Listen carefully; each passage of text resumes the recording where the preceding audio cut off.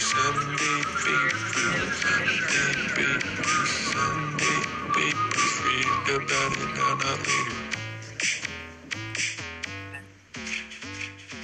check, check, Check, check, check, check, check, check. check. Got Read it. all about it. Read all about it. Wait, you didn't clap. 1, 2. Yeah, it's weird. We don't hear the clap. It filters it out. hear the 1, clap. 2, 3. Read all about it. Read all about it. Extra, extra. Florida man. Santos. Tesla. Deep teases. Gubbins. Jesus. Dennis Gubbins. All right. I feel Look at bad us. because Gubbins is literally he's what's the expression when you tie your own noose? Retarded. He gives me stories about himself. We'll get to that later. Do we have a tally? It's very, very nice listeners have donated to Gubbins. And, we got some criticism that with all the things that need donations, we're taking care of a privileged white guy who literally wants golf clubs. Yeah. But we asked for $1. It's kind of a stunt. It's kind of a comedy thing. It's not a real charity. He's a real charity, but it's not a real charity. You know what I mean? Please don't stop. Sorry if we've taken the $1 you give away to inner city reading programs or having, inner city people eat better or whatever. If that's your only free $1, if you only have one free $1, don't give it to Dennis Gubbins. But say you're one of those people that makes more than an extra $1 a week, give it to Gubbins because he got so many, and it's a chance for you to tell Gubbins whether or not you think he should be on the show or anything you want to say to Gubbins. It's like, hey, some people gave him 20, some gave him 50, some gave him 5. Send him $1, whatever. You heard he started giving money back to the ones who said he shouldn't be a guest on the show. So just so everyone knows, we didn't tell him this was happening at all. All of a sudden, midday Sunday, we get, what the fuck? And text from him. And he goes, I'm giving back money to the people that say I shouldn't. And then so many started coming in, he just gave up. So he's almost there. He's almost there. He's not almost there. I think he made a few hundred. But the golf clubs cost $2,000. So keep sending in your donation. What is the handle? D-Gubs? It's really hard to feel. I don't think I'd give money if I heard he's buying a $2,000 set of clubs. I think I'd stop. Let's stop this campaign right now. Okay. So where are you? You're in Florida? You're a Florida man? You can tell by the yellow. You can tell by all the bright colors in here. And look at you on East Coast time. You're right up the road in Atlanta. Atlanta, Georgia. Hung out with our buddy Pete Scott 2 nights ago. Oh, nice. Very cool. Dudley's gone, right? Dudley's gone. He's off in Utah. And we got to go visit him at some point. But Atlanta's a great city. I think he's coming to Tulsa. Oh, that's right. Yeah. This Tulsa is a nice little reunion. We're going to Tulsa. We got a shitload of us. We got 2 Airbnbs. Well, there's going to be 2 classes of people on this trip. There's the people that have like backstage passes and are staying in like, where are you guys staying? In an Airbnb also? It's called this. It's a castle. I don't know much about it, but it's a Tulsa castle. So it's you and your girlfriend the Tulsa King stays. And another couple, and I'm sure they're wildly successful. And you guys are staying in a nice place. There were 2 Airbnbs and it was a toss up, and we took the smaller one because we only need 2 bedrooms. And then that other one, Jack is staying an extra day and it wasn't available. So Pete found a place. I think we're in the same neighborhood by whatever that park is on the river. There's some people, the people play. I swear to God, it has a weird name like the Gathering. I think it's called the Gathering Place. Yeah. I mean, talk about literal. Like, all right, so guys, we need a name for that place people gather. Come back 2 hours later, like, this is all you fucking got, the gathering place. Right. Not like Centennial Park. Yeah, it's like the Washington football team. Right. Yeah. It's almost so like we're going to see Springsteen. We're going to go to the Bob Dylan museum. We're going to have a great time. I think we're going to. I would imagine there'd be some drugs involved in this trip. I don't know. We'll see. And I am recording now. I just pressed record. Oh, you idiot. No, what? A little bit of time. And apparently people like my audio from this. People won't like my voice today, though. No. Anyway, I caught it in time. So what are you doing? You're down visiting your dad? What's this big activity you're fucking putting so much pressure on me today about your heart out? You would have, well, I mean, no one's going to, it's golf, man. And then I have a flight. I have golf and a flight. I fly back 9 p.m. tonight out of Fort Lauderdale, which is about an hour away. Yep. So get this, we're at, I don't even want to mention the club's names, but I think I talked about this last time. It happened again. I'm walking out to play golf, and the hostess woman, like there's like a patio where everyone's eating lunch and stuff. She's like, sir, and comes over. She's like, you can't wear a hat. I'm walking 10 feet to the driving, where you tee off. And then, so I'm like, oh my God, I'm so sorry. Take off my. She's like, and you have to tuck in your shirt. And I think I mentioned that last time. Yeah. I did it again. Yeah. So then we come in like for lunch, and there's a whole hubbub. And is it John Bolton, the hawkish neocon? Yeah. Who thinks he's going to run for president? He comes in for lunch. Yeah. Yeah. Was his shirt tucked in and his hat on? I wish he had a hat. I would have busted him so Yeah, fast. yeah. And he has a security detail already. I don't know what that's about. That must be fun to get to the point in life where you're so successful that the things that they're busting your balls on are tucking your shirt in and taking your hat off. I mean, you think about other places in the world where it's like no guns, no gang colors, no putting a tent up on this sidewalk, and you're in a place where they're telling you have to tuck your shirt in. It did make me feel 15 years old, though. It was very effective. Yeah. Like, here I am, like the fat and all these rich people who are incredibly put together because they've been wearing their preppy costumes since they were 2.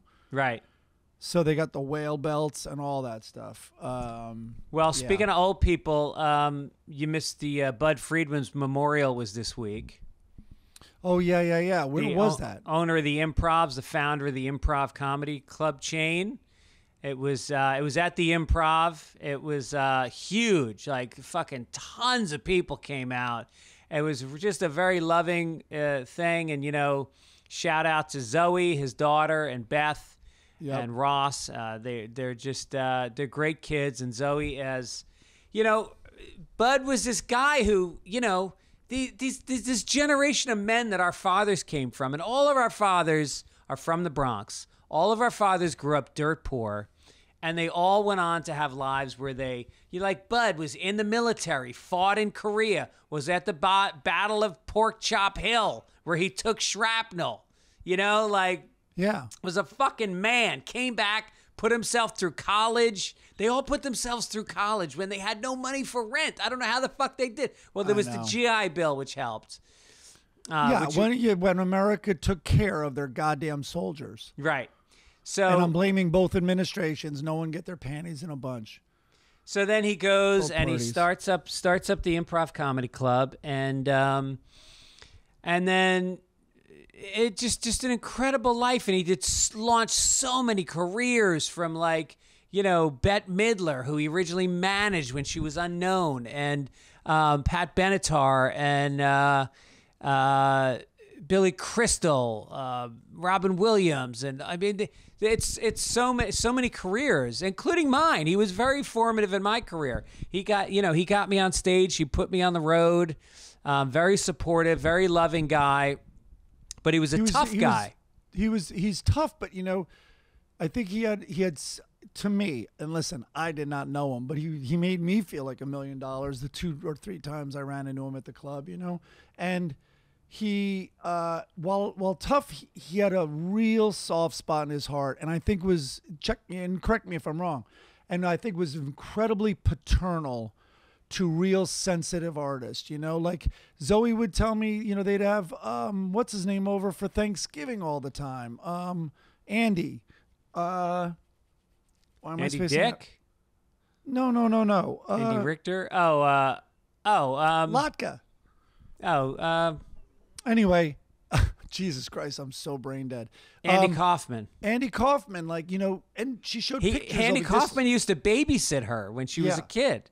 Right. Yeah. And it's probably because Andy Kaufman couldn't afford to eat.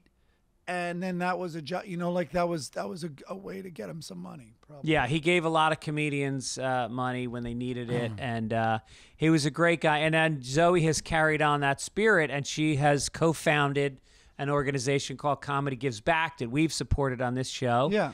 And with Amber J. Lawson and Jody Lieberman, and the three of them started this thing that literally raises money to help struggling comedians, guys that can't, and girls. Guys and gals that can't pay their rent, that can't, comedians, that need no matter therapy, how they identify, drug therapy. So she's an amazing woman and a very dear friend of both of ours. Yep. So it was a great night, and Billy Crystal sent in a video. Bette Midler sent in a video. What's his name? Who is there? Adam Sandler came up on stage. Judd Apatow. Wow. And a bunch of people, Wendy Liebman, and of course Kevin Nealon closed it out. He's gotten known for being the guy that closes out memorials with a bang. Nobody's better. Did he do a fake? Did he start reading one, but it was for someone else? No. Okay. No, but he did say. This is it's great to be here, and this is not all about me. And then he was making fun of Bud's monocle because, he had that monocle that he wore in his eye. And because he just shit on him for thinking he was going to brand himself with that, and it just never caught on. And then he was talking about when the improv, because the improv got, there was arson during the comedian strike. They burned it to the ground and then rebuilt it. I don't know if you knew that. I did not know that. Yeah, so in the early 80s, it was burned to the ground. Huh. And this was everything Bud had. He put his entire life savings, his world was that club, and it's burning to the ground. And he looked at Bud, and then he panicked because he thought that Bud's left eye was on fire from the reflection in the monocle. Was this the West Coast Improv that was burned? Yes. Yeah. Wow. And then he rebuilt it and kept it going. So anyway, that was a pretty wonderful night. Saw a bunch of people. I saw Robert Morton, who I haven't seen in a very long time. Of course, yeah. We're going to have lunch reminds next me week. Of Bud. Yeah, same generation, same type of guy. No, and there's a very similar, the ball. They have a similar look as well. Yeah. And they've heard every funny thing a million times. Yeah. But you talk about that generation, and Bud's life is extraordinary. And my dad never fought or anything. But that generation, like your dad, like you were saying, I didn't even know. All of a sudden, this was a dinner last night.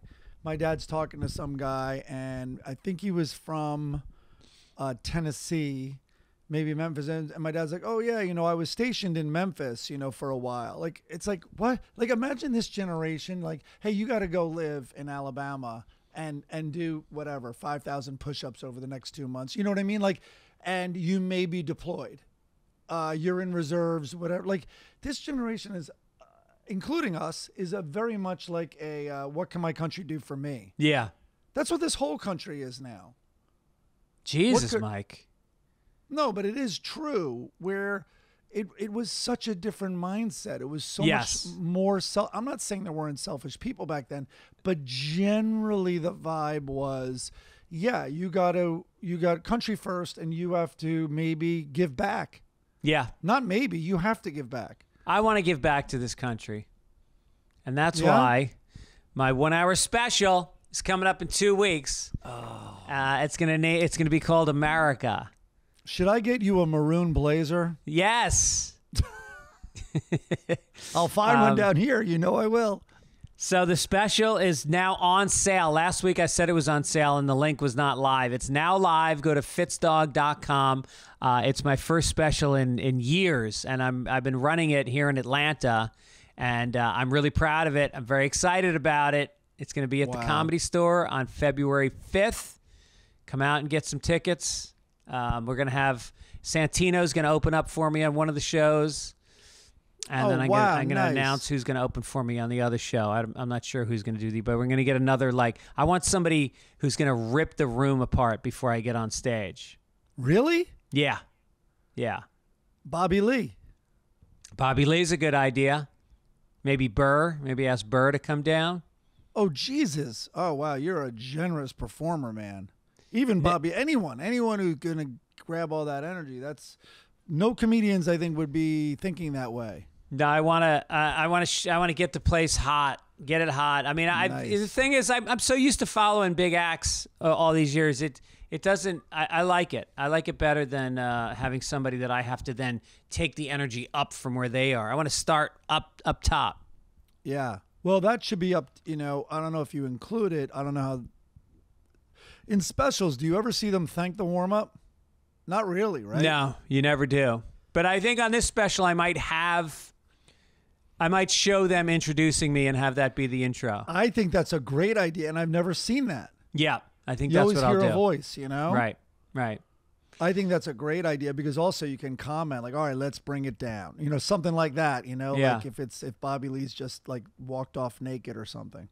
I wrote out my jokes on a spreadsheet because I've got about Nerd 5. alert. I know. I'm a comedian. I feel like I'm sitting there with a spreadsheet. I should be snorting coke off some hooker's asshole, and instead I'm like poring over a spreadsheet.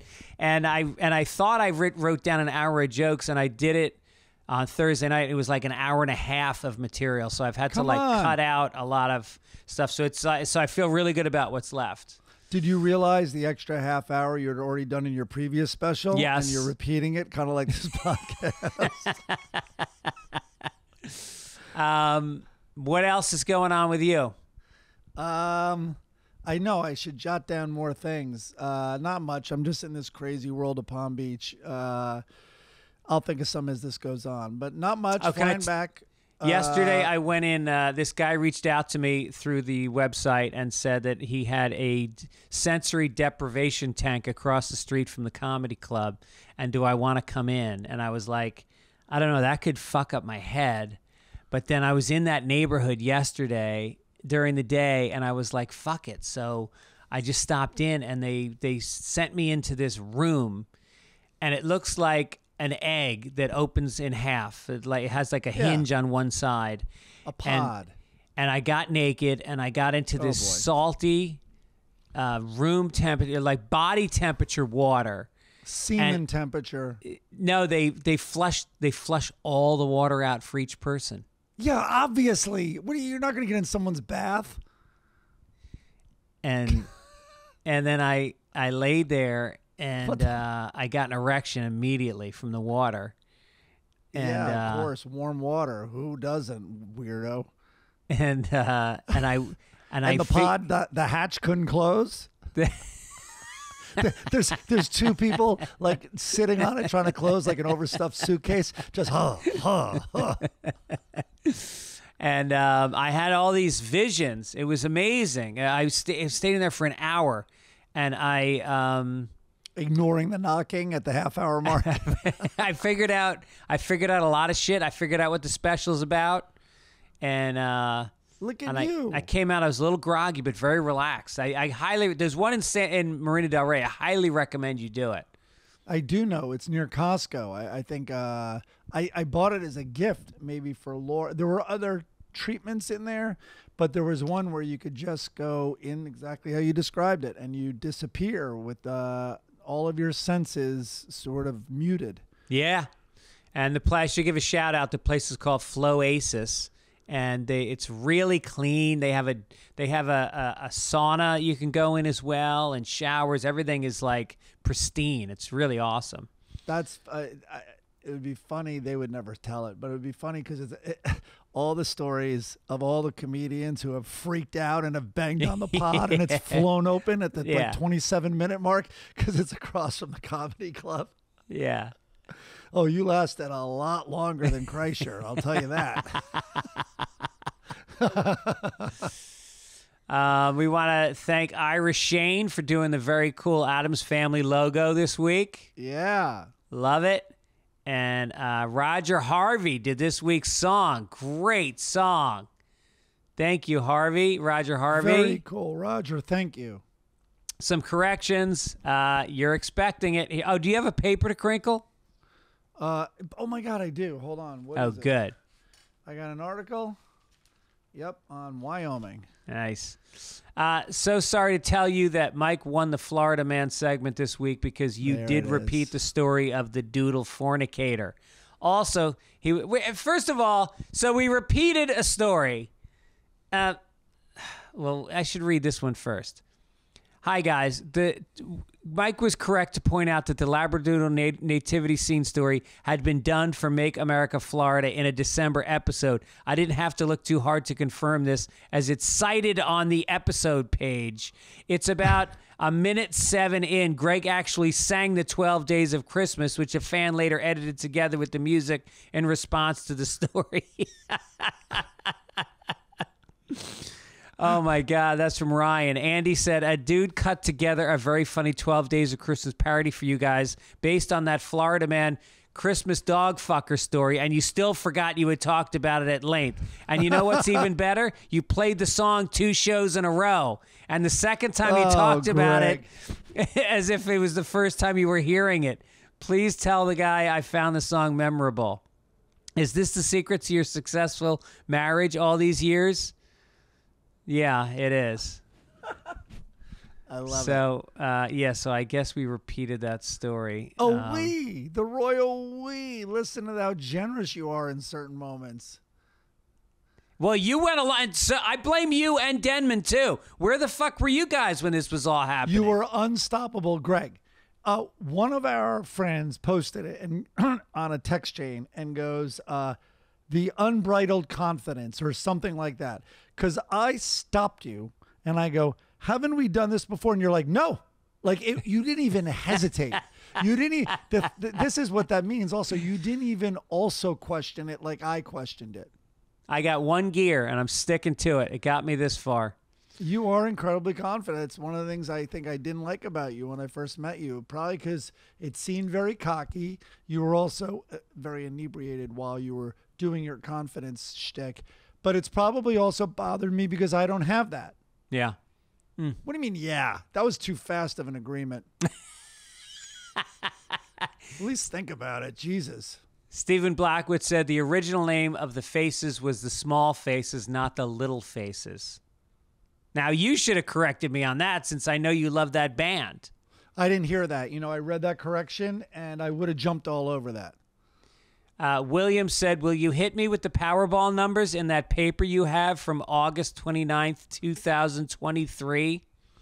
I guess I was talking about the paper that I was crinkling last week was from August 29th, 2023. Yeah. Carl Sternberg, whoever sent in the question for the year-end wrap this year asking if Howard Stern will re-sign is an idiot. His contract isn't up until 2025. You guys get so much shit wrong every week. You don't need guys like that submitting more shit to make you look dumb. All right, isn't take that it easy. Isn't that part of the charm? We wouldn't even have this part of the. Oh man, my mic is hot. We wouldn't even have this part of the podcast if we didn't have so many things wrong. Dates coming up. I'll be at the Portland Helium Comedy Club, January 26th to the 28th. Who knows how many of these you get right? Yeah, La Jolla. Go ahead. La Jolla, the Comedy Store in La Jolla, February 2nd. And that'll be my last chance to do the special before doing it in L.A. at the Comedy Store on February 5th. Then I'll be at the Philly Helium on March 9th through the 11th. You and I will both be at the Improv in L.A. and Hollywood March 17th for St. Patrick's Day. Maybe. We'll see. Maybe, yeah. Then I'll be in Boston at Laugh Boston in June. Go to fitzdog.com for all your tickets. Yeah, and it's not that I don't want to do it. I'll do it if I'm in town, but, it's big day for my dad, St. Patrick's Day. So if he goes to New York, I might join him, so we'll see. Jesus. Enough time with your dad already. Stop rubbing it in my face that my father's dead. Still alive. So listen, if you're using a computer and you don't have ExpressVPN, it's like you're leaving your laptop just open, exposed in a park, in a coffee shop, letting anybody have access to it any time. Most of the time you're probably fine, but what if one day you come to the bathroom and your laptop is gone? Every time you connect, all your personal data is vulnerable. It doesn't take a lot of, it's easy to hack. They say like a 12-year-old could do it. They can, and they can sell your materials for like $1,000, and it's happening out of North Korea. It's happening out of Russia. There are whole countries that are dedicated to hacking your computer. So I'm picturing a 12-year-old Korean with $1,000, and it's a fantastic image. So why use ExpressVPN? Because encrypted tunnel. It creates a secure encrypted tunnel between the device and the internet. Hackers can't steal your sensitive data. It'd take a hacker with a supercomputer 1 billion years to get past the ExpressVPN's encryption. It's real easy. I turn on my computer, fire up the app, one button, protected. Works on all devices, phones, laptops, tablets, and more. You can stay secure on the go.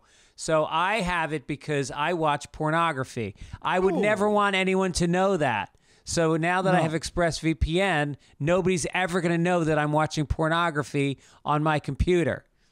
Or in an airplane bathroom. I also have a lot of credit cards on my computer so I can pay for stuff. Should I say that? And people could hack into that. Good luck. I got ExpressVPN, so don't even bother. Hey, you want to hear an amazing use of VPN? Yes. Which I have not done yet. They say to look for flights from a European VPN, like whatever, like address. You know how like you can switch it to like Britain's Netflix? Right. You know, you could do that.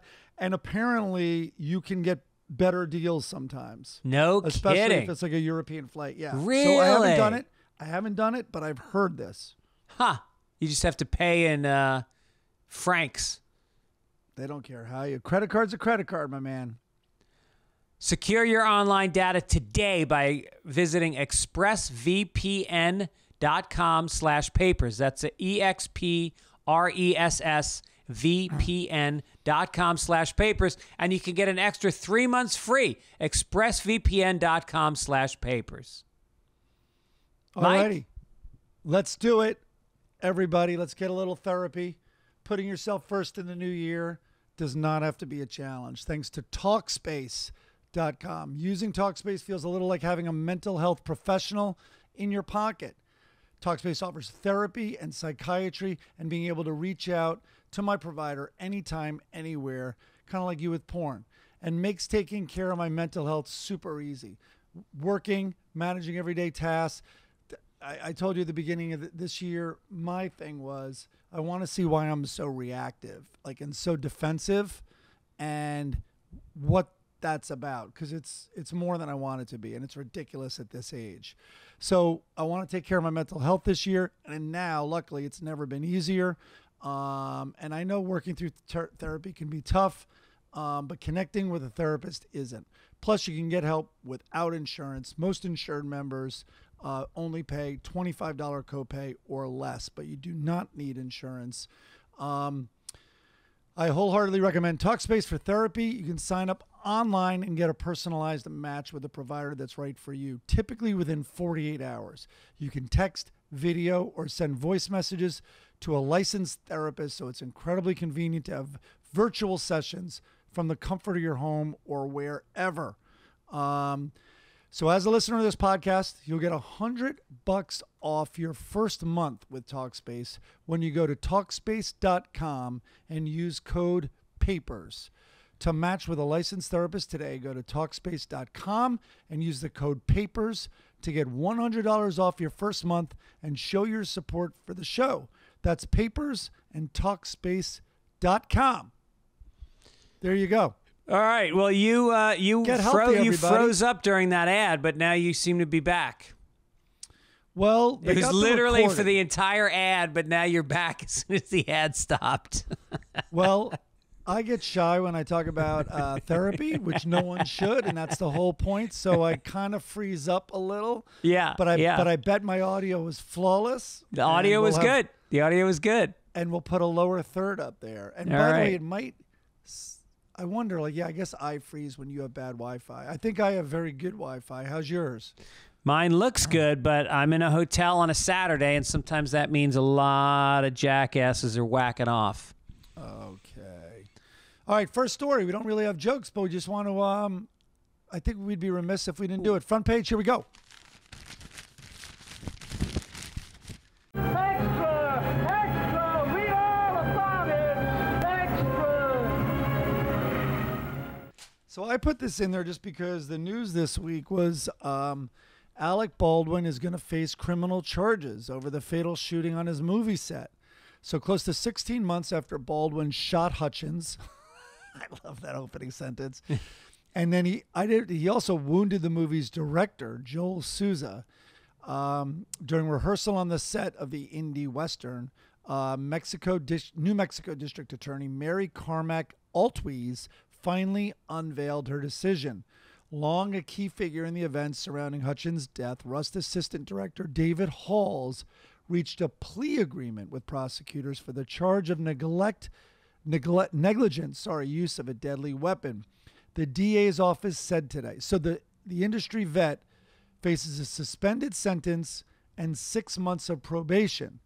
While Baldwin has in the past vowed to fight any charges, Hall's plea deal and the cooperation he likely provided the prosecutors could become a major factor for Baldwin going forward. So what I heard, again, I don't have any jokes on this, but what I heard was not only did this guy flip, I guess you could say, but that other actors have corroborating stories that don't look good for Baldwin. That's all I've heard. I don't know if it's true. Okay. And I don't know. You know, we had a friend who worked with Baldwin, and actually a couple that we know, and one was the first AD. And listen, he's a very literally hands-on guy, and he has very strong feelings, and he's very bossy on set. It's fair to say. Do you know what I'm referring to, right? Yes.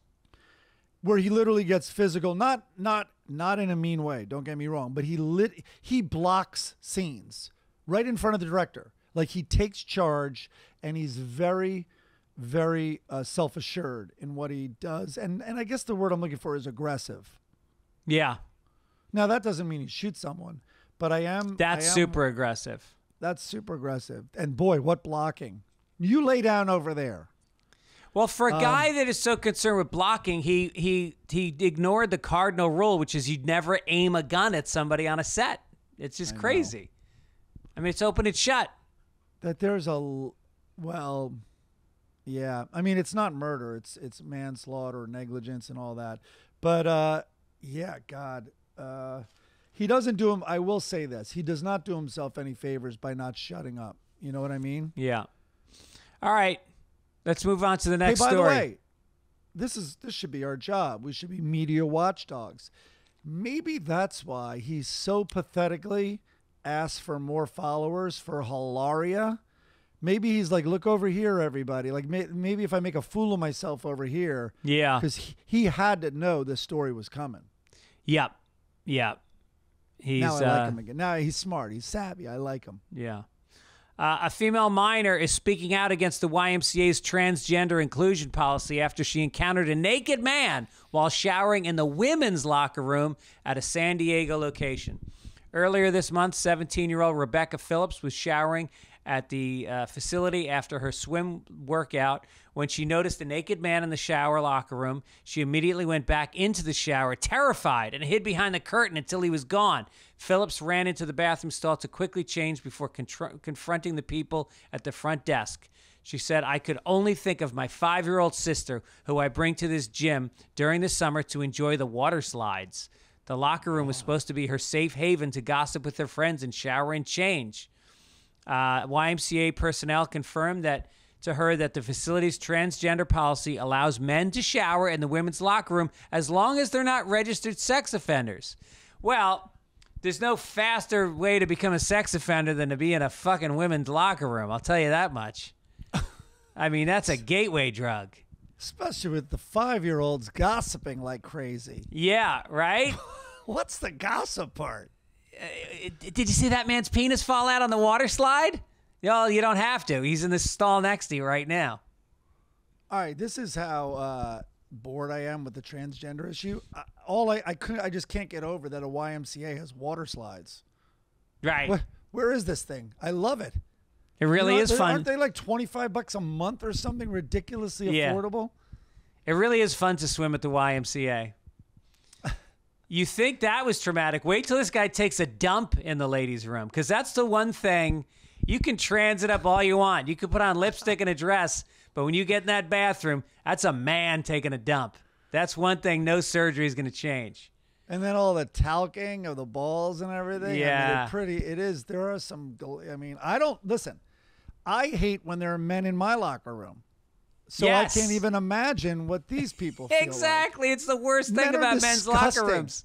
They're gross. Especially the ones that are like, here it is. I'm just leaving. I'm drying my hair like way too long with the only towel. And with 1 foot up on the bench. Oh, it's just Splaying. disgusting. Disgusting. The penis and the is an genitalia awful is a thing. disaster. Huh? Couldn't God have made the penis slightly more attractive? It's horrible. Veins on it. I also bet the manager, when they heard the complaint, was like, just dragged her outside. Like, you know what the M stands for? Yeah, like, know where you are. Know Right. the room. Yeah. I So, don't did think I that re- was the best statement, by the way, where she said that, where is it? Their policy was they allow men to shower in the women's locker room. Don't you have to finesse that statement a little? Clearly, you're not going to let a man who identifies as a man shower. They're not going to let Greg Fitzsimmons shower in the women's locker room. Who, if Greg is not claiming to be a woman that day, I know that's not how it works, but you know what I mean? Like, that's not a great statement. Right. Hopefully they were misquoted. What were you going to say? What happened in the locker room? When I was when I grew up in Tarrytown, New York, the bucolic Tarrytown, New York, we had a YMCA, and it was just a dumpy old building. And when we were little kids, I was probably 6 years old, and there was this swim teacher, and we would have our swim lesson, and then we would go into the showers, and the showers were like the Holocaust style, just a big room with the shower heads all coming out. I don't think many people refer to it as that. And so Okay, we go were on. we were I think obviously it might have existed before the Holocaust. Maybe the Holocaust stole the idea. So we were obviously very scared because we didn't know if gas was going to come out or whatever. Right. No, so we're 6 years old and we're all showering, and then the teacher comes in and he showers with us. What? And, yep, and then he picked this little boy up.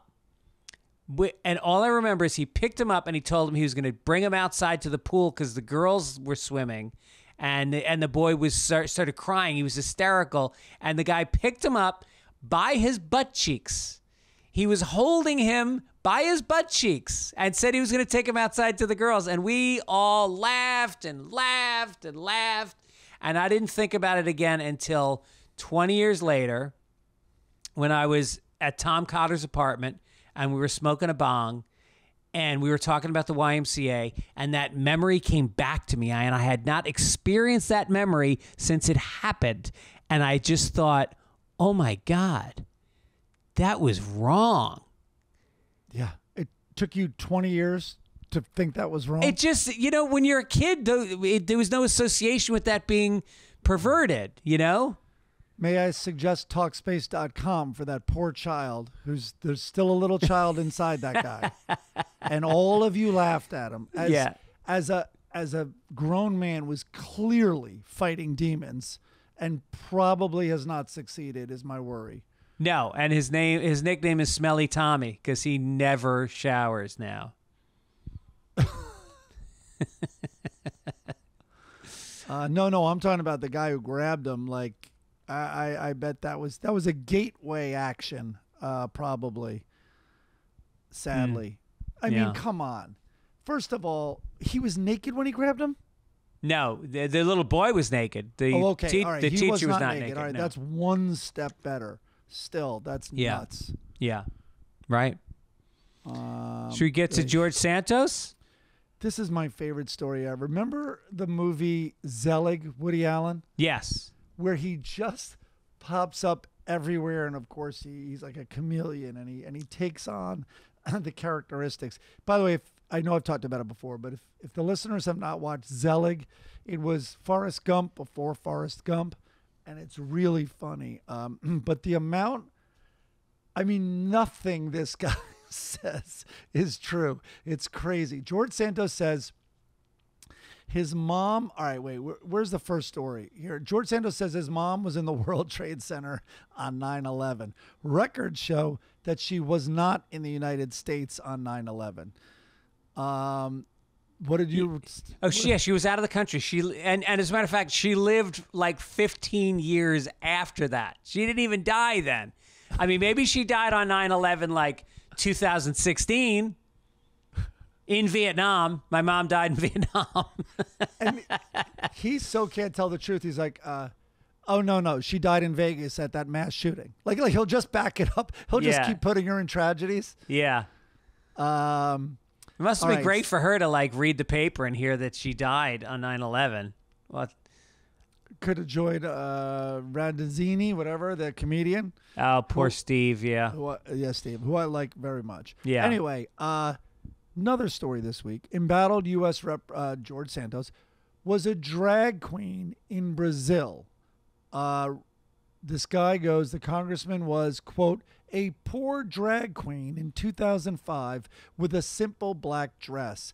But in 2008, he came back to Niterói, which is in Brazil, with a lot of money and a flamboyant pink dress to show for it. Santos competed in a drag beauty pageant that year using the drag name Katara Revanche, but lost, this guy said. Santos also claimed to be... So all of a sudden, these new lies. So we have a list of all the lies. Another lie came out this week because Santos now is kind of owning up. I think he feels cornered on this drag queen thing. He can't deny it. Another thing is he claimed to be a Disney Channel TV star and movie actor. I just hope his mom perished in those buildings before she had a chance to see all of this. I know, she wishes. So anyway, and then you put this story in that he disputed a Navy veteran's claim that he allegedly ran a fundraiser for the veterans' ill dog in 2016 and then never shared the thousands he raised. Oh my God. That would be like Dennis Gubbins not buying golf clubs with the money we've raised. Ostov is disabled and was discharged from the Navy. He said that he was living out of a tent, and his service dog, Sapphire, was sick with a tumor in 2016 when he was referred to Friends of Pets United, which he believed was a pet charity that Santos was running at the time when Santos was going by the name Anthony DeVolder, and then he just never gave him the fucking money. And just mysteriously, all of a sudden, he's got a pink taffeta dress and breast implants. Higher quality lipstick, lashes, the whole thing. Oh, okay, I'm going to try to go through these. I didn't even list all of them, but some place I should credit them. But a lot of places are compiling his lies. Okay, let's start with he hid the fact that he was previously married to a woman, right? Because he got a lot of gay votes because he ran as a gay man. He claimed he attended the Met Gala, also not true. He denied performing as a drag queen. He claimed to be a college volleyball star. He's lying about his entire educational experience. He lied about going to Horace Mann Prep School in New York. Which is where my dad went. Right. And then your brother and sister went to the rival Hackley, where I went. And then he claimed he dropped out when he was busted on this lie. He claimed he dropped out before graduating because of his family's financial difficulties. All a lie. He used a lie to cover a lie. Then he said he went to Baruch College, and he lied about graduating from NYU. He never worked for Citigroup or Goldman Sachs. He is, however, tied to a company that is accused of defrauding its investors, which was Harbor City Capital. He claimed to have rescued thousands of pets, probably related to the story we talked about up above. His name, as far as we can tell, is Santos, but he's used so many over the years. He's been Anthony Santos, Anthony DeVolder, George DeVolder, George Anthony DeVolder, George A.D. Santos, George Anthony Santos DeVolder, and most importantly, Anthony Zabrowski. And he used Zabrowski, it seems, to have had an additionally deceitful motive of claiming he's Jewish. He also not only pretended to be Jewish, he claimed his descendants were Holocaust survivors. And then, of course, the mom with 9/11. Anyway, it goes on and on. I mean, it's a full-blown lunatic. I love it because we've all lied. And in the moment of lying, I feel such pleasure. I feel such joy in being able to just say something. Like sometimes I just do it as a goof. Like I'll be at a party and I remember telling somebody that I played hockey at Harvard on a podcast. Oh, it was Ryan Sickler. No, Jay Larson. I told Jay Larson on my podcast that I played hockey at Harvard. And then we talked about it throughout the podcast. And I fucking loved it because it felt like I really played hockey at Harvard. Like there was a joy to it. And I knew I was going to get busted. And I knew I was going to have to tell him later. And I knew that he was going to think I was a fucking lunatic for lying about it on the podcast. But I can't imagine the joy that this guy George Santos feels all the time just being able to pretend. And somehow he pretended his way into Congress. So another person came out this week and said that George Santos, or whatever name he was using at the time, told him his whole goal was just to get 1 year in Congress because then you have benefits for life. Oh, all right. Yeah. Is he a freshman congressman? He's been in there like 9 days. Oh, God. So he's not going to get his 1 year. He just, his first day, I think, that he got in there, he was, you didn't see this? They asked, it was the McCarthy vote to be speaker, and they're like, Santos. And he was talking to someone and he missed his vote. Oh, wow. Yeah, on one of the 11 or 12 or however many votes there were. He missed a vote on one of them. I love that I love that his goal is to get into Congress and then he makes up that he's Jewish and that he's gay. That's not helping his cause. Well, where did he run? Long Island? I think so, yeah, Long Island. The Jewish thing, I think, helped a lot. But anything, by the way, I skipped a couple of them. Another lie he had was the Pulse shooting, the Pulse nightclub in Orlando, the giant gay shooting.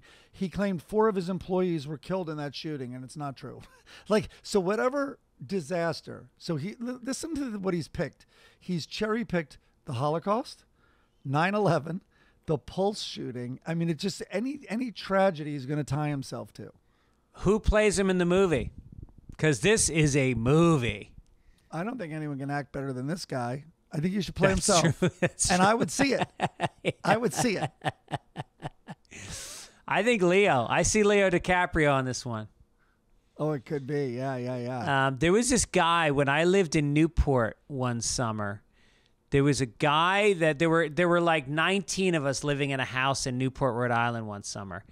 And one of the guys, we would catch him lying all the time. And he was telling me that he was a writer for Saturday Night Live. And I was young and naive and I believed him, And then he one day. Well, we told people we wrote for Saturday Night Live, and we were faxing to Citibank. And then one day, we came back to the house, and he was on the phone, and he was crying hysterically. And we consoled him. We were like, what's going on? And he's like, my sister died. And we were like, holy shit. And I mean, we went out and we got some drinks, and we sat with him. And then I said, is this guy fucking lying? So I picked up the phone and I hit *69 and it was the recording of horoscopes. Yeah. It was like a moment in a horror movie where you go like, holy shit, this person's fucking insane. That is like a moment in a horror movie. Are you kidding me? Yeah. No, that's where like you look at him and the music comes up and you're you're still listening to what they're saying about this sick Yeah. fucking Sagittarius. And the And crazy he's over thing there is, crying. All your buddies are like patting him on the back and stuff. and he was like 6'2", blonde, sweeping hair, blue eyes, gorgeous. No reason to lie. Yeah. I mean, it was crazy. All right, let's get to this. I think what's his name? Who played the talented Mr. Ripley? That guy, Hugh. I think he should play him. Hugh Jackman, No, here we go with the names. It must talented be Mr. so- Ripley. Yeah, Jude Law. Sorry, not Hugh. Jude Oh Law. yeah, yeah, Jude Law would be great. At playing this guy. I see that. All right, so Ron DeSantis, Florida's Republican governor, has rejected Another liar. He has rejected a new advanced placement course in African American studies from being taught on high school campuses. He argues that the course violates state law and, quote, lacks educational value. Meanwhile, Florida will continue its classes where dinosaurs and men live together, everybody is straight, and also how to crack open a stolen ATM machine in alligator-infested waters while on crank. I love it. I can't believe the balls. All right. I mean, listen, he's putting his finger up and seeing which way the wind blows, and this is what he thinks. Well, because all he's thinking about is the White House right now. Well, Every move he makes is a calculated chess move towards the White House. Yep. And he's clearly not counting on that black vote. He should also maybe cut out all accounting and economic classes, because this guy can't balance a budget to save his fucking life. So maybe there's no educational value. You don't need to know math. You don't need to be able to balance anything. Cut out science in general, because that teaches evolution and whatever. All right, And Kyle journalism. Rittenhouse. Maybe in the colleges he'll do cut out journalism, because he doesn't want that. Kyle Rittenhouse has spoken out during an interview on America First podcast about how unfair it is that events he was scheduled to appear at keep getting canceled. He was found not guilty of murdering 2 people during civil unrest in Wisconsin in 2020, hit out at the, quote, woke mob, who he blames for his planned public appearances being scrapped by companies. Yeah, he really is being unfairly targeted. Kind of like those 2 people in Wisconsin. Yeah. Usually he uses more than words against a woke mob. What happened? He's lost the step. Yeah, right. You're getting soft. Why doesn't he walk in there strapped with assault rifles and demand to be heard? Yeah. Put your guns where your mouth is, Kyle. Yeah. All right. We should, do we want to do Tesla? No, we can move on from that. Let's go down to good news for Gubbins. Give me a crinkle. Oh. I'm scared. You wrote 3 words under this story. Well, here's the thing. Gubbins. Can we tell them what the 3 words are? Sure. Fight at Penmar, which is the golf course. So this is the worst part. Is like, Dennis told me this. I'm like, how are you doing? And he's like, well, he was on the golf course, so he was whispering. And he goes, well, I just got in a fight. He's obsessed. In golf, there's a thing called a par 3. And on a par 3, the etiquette is that when you're on the green, you wave up the people on the tee to hit, and it saves time. I'm not a big believer in this. Most people are not. Some people think it helps. I don't think it saves any time. So people don't always do it. I think he's tearing out his hair now.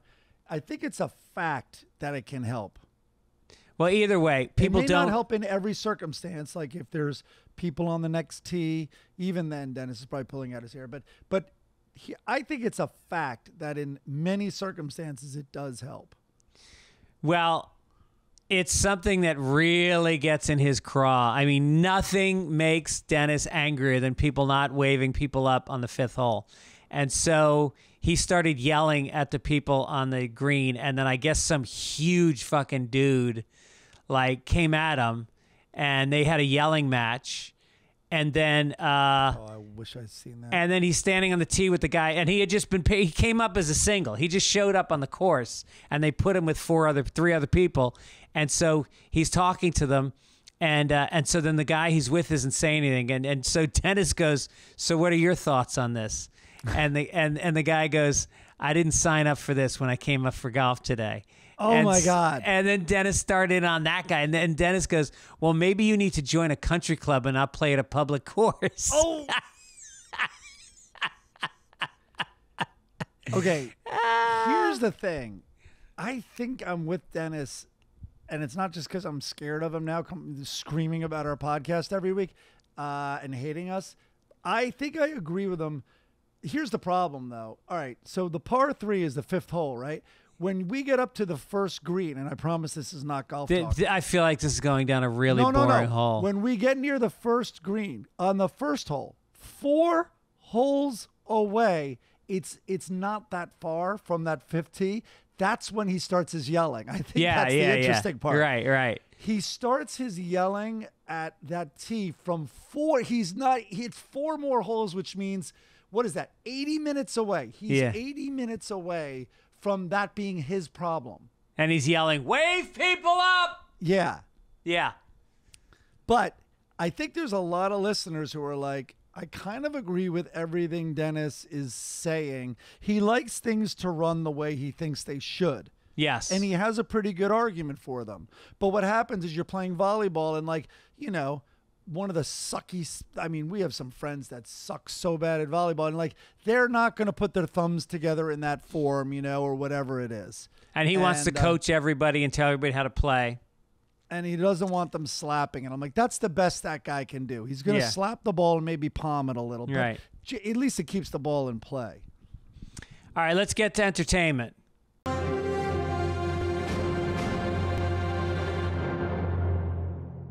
All right.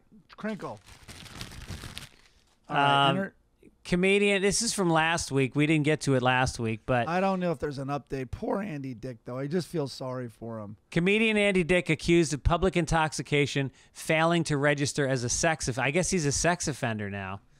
Not now. No. He has been for a while. He's like groped guys. Yeah. And all that stuff. And maybe worse, by the way, I don't know. But, like, you know, he definitely thrusts himself on people. So he was taken into custody after a report of intoxicated person. I mean, first of all, I guess he didn't register. So, I mean, at least it's kind of bittersweet when somebody's a registered sex offender, but they're also a celebrity and they knock on your door. You know, at least you can get some good stories. You can be like, "Hey, what was Phil Hartman like?" You know. So, wow, I'm really going to bring the podcast down. Do you think we'll feel like, here's the thing. Should we reach out? And last time I saw Andy was not that long ago, actually, within the last 6 months on the street. Normally, he runs up like and hugs me, which is always weird that he knows me and remembers me that well. I was always surprised. So this time when I went up to him, I thought, oh, this will be the same thing. But I went over concerned because he was sitting on a curb in West Hollywood outside of this like jazz club. 6 months ago? Maybe a little more. No, more than 6 months. Last winter, probably a year ago. A year ago. And he was sitting on the curb and he was out of it. I don't know what substance it was. But anyway, when I went up, even when he's pie-eyed, he used to recognize me. And again, I'd be surprised. Absolutely no recognition of me, and was so out of it. That's why he was sitting on a curb on like an incredibly busy street. Like, should we reach out? And I guess the darker question is, this is not going to end well. And will we feel like we should have done something? Yeah, we should, because I've got a long history with him, and I consider him a good friend. You know, he's a wonderful guy. He's very generous. He's got a good heart. But the last time I emailed him a few months ago to come on the podcast, and he wanted to charge me money to come on the podcast, which I've never paid anybody to come on the podcast in my life. And when I wouldn't pay him, he just started ghosting me. So he's in a weird place. He's in a very weird place. It's hard to reach him. That's the thing. Yeah. It's but I mean, maybe easy. I shouldn't, instead of asking him to be on my podcast, I need to call him and see if I can take him to lunch and see if he's okay. What is Rogan's they did news radio together. What is their relationship? It's good. They like each other. I mean, I could see Rogan making a difference. Rogan being like, what the fuck? I mean, Rogan talks all day about how to improve your life, right? Yeah. How to work out, how to feel better, the new mushrooms, the new whatever the fuck it is, right? All the life hacks, all the mental life hacks, how to even sit in cold water, the breathing, how to reduce anxiety. Rogan is, God bless him, nonstop talking about that, which is awesome. I think he could move the needle. He could also put him in rehab. Yeah. If Andy agreed, Right. He needs the money for rehab. That's for sure. I don't know what rehab would take him at this point, I know, because it would be, boy, what an uphill battle. Anyway, all right, let's try to take Andy to lunch. All right, let's go down to Ron Jeremy. Oh, God. Fewer figures in the porn industry are both as famous and infamous as Ron Jeremy. He is indicted on 34 counts of sexual assault, 12 counts of rape.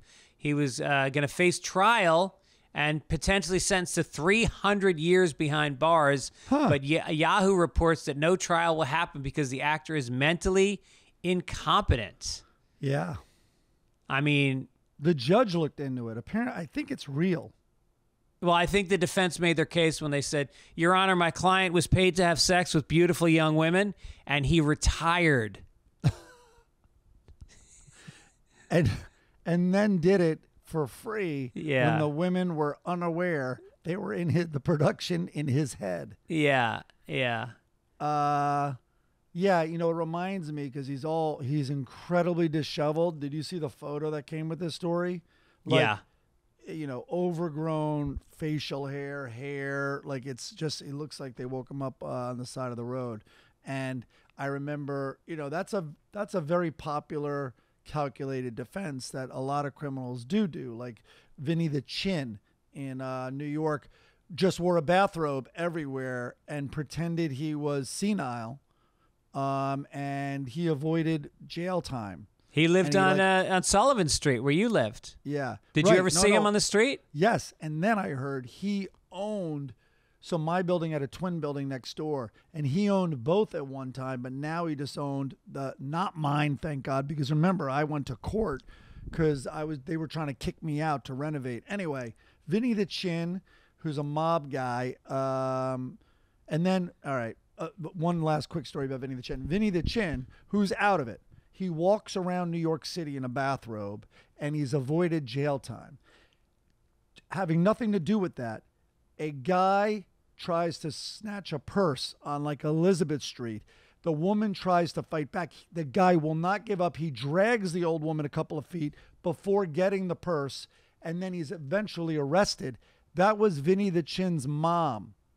And that guy, this is how much everyone knew Vinny the Chin was lying. That guy begged the police to put him in jail. Yeah, right. Because he was not going to be long for this world. No. I think Vinny the Chin would snap out of it for that one. Yeah, Vinny the Chin, they used to have videos of him walking from his mother's apartment was on Sullivan Street. He had a place uptown, but he would slum it down at his mother's place on Sullivan Street, and then he would get into a Lincoln Town Car, and they said he'd take off the robe and he'd have on like a beautiful silk suit, and he'd go to work. And so when they finally, somebody ratted on him. Somebody turned, and so they had him dead to rights.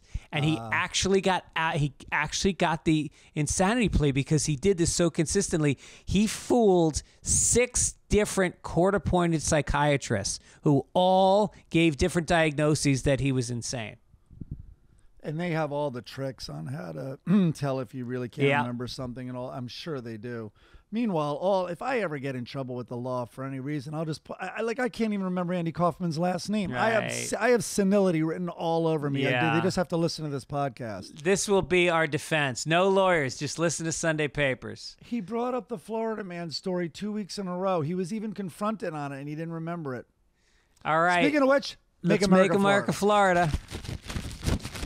All right. Police in Clearwater arrested 36-year-old Chad Mason on charges including sexual activity with an animal, exposing sexual organs, and criminal. All right. Good bit. Good bit.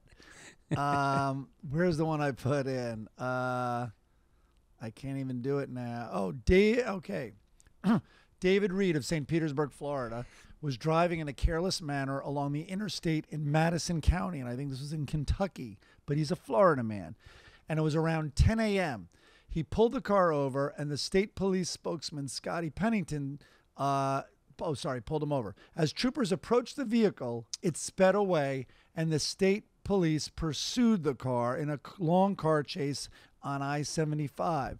The car struck two state police cruisers before it was stopped, and the driver was taken into custody. Police looked in the car and found the body of a deceased woman in the back seat. Listen, Florida men just tear it up wherever they go. Wherever they go. Yeah. Maybe he was an Uber driver and he gave her a heart attack. I think this is make Kentucky Florida. That's what this story should, because that's exactly what he did. Yeah.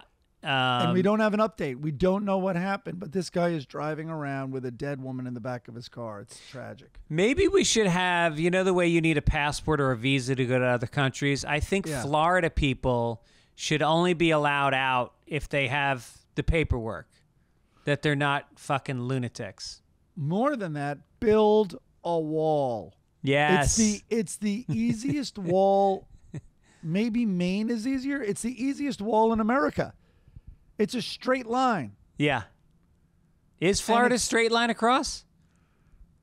I mean, ish. There's the Panhandle, but I mean, whatever. A lot of marshland. A lot of marshland to get through. You go over past Pensacola, and you get a little wall down that separates it from what's that? Alabama, right? Alabama. Yeah.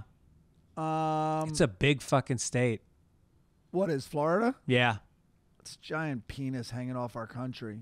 It's like, tuck it in. Get rid of it. Build Circumcise it.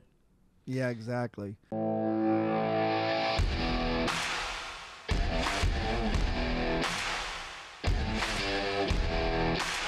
All right, let's get to sports. Well, the bet is over. The season is over. The Bucks are out of it.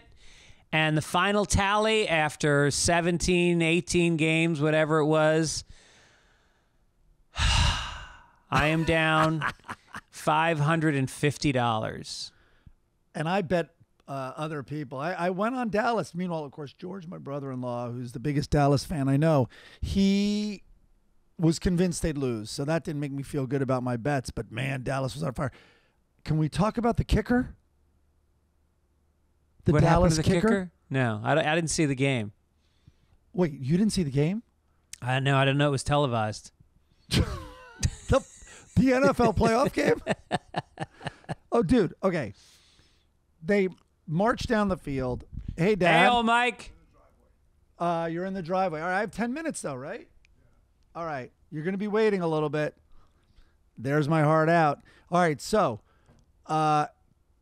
they march down the field, score, field goal kicker, who's really good, the extra point, the kicker, really good. He did 5 over 50 yards this season or something. And anyway, misses the extra point on the first touchdown, and they say that's actually his second in a row because he missed the one in the previous game.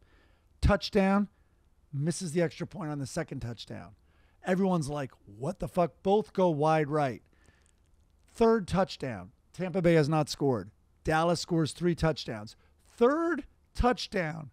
Everyone, it's the talk of the game, shanks it left. No. Making it his 4th kick that he missed. And then I think he did make one, but did he miss 4 in that game, making it 5 in a row, or did he just miss 3? Anyway, it's like 4 in that playoff game. first kicker to ever miss 4 in a game. Dude, he missed 4, making it 5 in a row. Wow. I mean, he has to rush to a psychiatrist, right? Yeah. That's it's a very psychological, because I think you and I could go out and put that football down for an extra point and make it pretty consistently. It's not that hard to hit. Okay. Don't you think? With 275-pound monsters racing at us? Do you know how close some of them are? Even punters are on, but it's really terrifying. They should put a camera on the punters POV helmet. Yeah. Because those guys are diving and rushing right up, like just missing. Like, I'd say the average miss on a punt, no joke, the average is 3 feet or 4 feet. I think. On a Maybe punt? I don't know what I'm talking you mean about. a kick? No, I switched to punters now. But on the kicks, everyone, I think it's very daunting. All right, let's cut down because you're on a time crunch. Yeah. Let's get down to, let's see, this day in history. Yes. Roe v. Wade is decided. Oh, boy. January 22nd, 1973, a 7-2 decision that a woman's right to choose an abortion was protected by the privacy rights guaranteed by the 14th Amendment to the U.S. Constitution. So in the 1700s and 1800s, the word abortion referred only to the termination of a pregnancy after quickening the time when the fetus first began to make noticeable movements.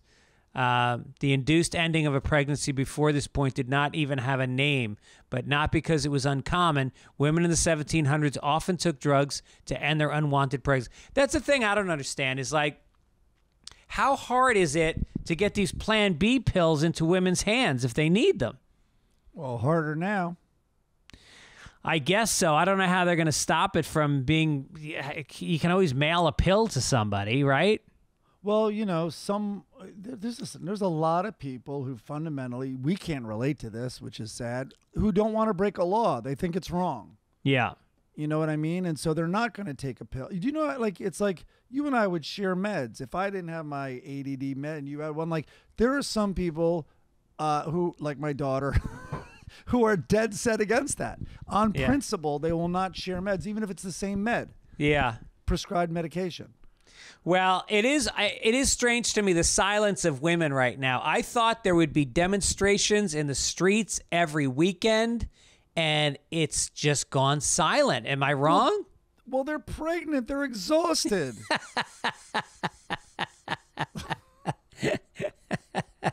I think they aborted the anti-abortion. Yeah. I think they aborted the pro-life movement or the pro-abortion movement. All right, couple quick letters to the editor. Andy from San Diego, love the show, love the running joke of Del High. Look even more the new joke of sending a wealthy Venice Beach dude who can't lock his car in his own driveway $1 for new golf clubs. That made me laugh. I have a little update on my Nextdoor app. More than one person in the past week, they said, I remember locking my car, but I went out and my stuff was stolen and there was no breakage. They now can program and they try it on every car they go by. They can open your car, I think. I'm going to let Dennis off the hook here, I think. Yeah. Okay. Although he brought it up. He thinks he didn't do it. Anyway. Yeah, they can hack with dummy remotes, says Chris. Looks like Chris has some firsthand knowledge. And that's all, folks. All right, let's get down to the obituary. This week is, very sadly, the incredibly talented and prolific David Crosby has left us. Founding member of two popular and enormously influential 60s rock bands, The Byrds and CSN. Later, Crosby, Stills, Nash & Young. Has died. He was 81. Cause of death not revealed. He'd been active on his Twitter account until very recently. He said one day the final tweet before he died was to make a typically jocular comment about heaven. Quote, "I heard the place is overrated. Cloudy." Known for his amazing ability to harmonize, the singer and guitarist wrote many iconic songs, including Almost Cut My Hair, Deja Vu, and Guinevere. He put out a series of solo albums and albums with Graham Nash. Outspoken political figure, alcohol and drug abuse. Great documentary about him called David Crosby, Remember My Name. Melissa Etheridge gave birth to 2 of his children through in vitro. He was a sperm donor, yeah. Sperm donor. I wonder if, listen, he's a mixed bag for me a little bit. And, like Graham Nash, I guess, wasn't getting along with him very recently, I think. But Graham Nash, wrote something very nice, of course. And I remember that Howard Stern interview with Neil Young, and Howard Stern would not let go. He wanted Neil Young to comment on his beef with David Crosby, and Neil Young said no forever, and then finally cracked and kind of spoke about the difficulties of their relationship. I wonder if Neil Young, I'll look it up this week, if Neil Young issued a statement or just laid low and didn't do anything, because they did not get along at all. And maybe they did. Maybe they mended fences after that Stern interview, but I doubt it. But yeah, he's, he was one of the big, he was in the LA scene, that Laurel Canyon sound, and a giant figure in music, no doubt about it. Yeah, I mean, people don't realize that he was, part of the Byrds. I mean, Jesus Christ. There was this great documentary called, was it called Laurel Canyon? Yeah, yeah. And it tracked how the Byrds were like the beginning of so much music in this country. Yeah. They were really, I always thought of them as just like a Bob Dylan cover band, but they did a lot of their own music, and they were really seminal. It changed things. Yeah. It took a photo. But of CSNY, if I had to lose one, it was always going to be the C. All right, let's cheer up after that. Let's get to the funnies, which I completely spaced putting in any comics this week. Then we have one. We have one. And we have a Far Side. That's all we need. And you didn't realize that I put it in when you were talking about Gubbins, I think. So the Far Side, it's a lifeboat alone out at sea. There are 3 men. What's a good way? It's a different art form explaining a comic. So here's how it'll be. There's a lifeboat with these survivors in it, and they're gaunt and they look like they're about to die. And the quote is, "Fair is fair, Larry. We're out of food. We drew straws. You lost." And when you see the members of the lifeboat, it's 3 men and a dog. And Larry's one of the men who's like, "Me?" like pointing at his chest. It's so funny. Yeah. All right. So that was my dad. Like, now you can understand a little bit. You know how A-type he is and all that. We went over it a million times. I'm like, listen, I'll meet you down in the driveway like a little after 12:30, 12:40 or whatever. He comes in here 10 minutes. 10 minutes before then, like, I'll be in the driveway. When I would wake up, I'd set my alarm when I went back for college, and I'd come down like proud of myself that I got out of bed between 8 and 9. It was everything in my power because I'd been out till like 3. And he's like, "Good afternoon." That was how I'd be met in the morning. It was just this relentless, like, you are so behind, you're not with it. Like so it continues. I'm still a child. Here I am. Jesus, it sounds to me like you need a little trip over to I sure do need therapy online. Exactly. Yes, you need Talkspace. Exactly. Don't forget, go to Talkspace now, and you can get $100 off your first month. That's Papers and Talkspace. And then also don't forget, protect your computer. Go to visit expressvpn.com/papers. We want to thank our fine friends over at Midcoast Media, Beth and Key and John and Chris Denman, for doing the show for us every week. Thank you so much. Mike, anything you want to plug? No, but I'm proving my dad right now by fucking dragging this on. So I'm just gonna jump off this Zoom, send the media, and we'll think about a promo. But I just want to tell everybody, take it easy. Take it easy. All righty.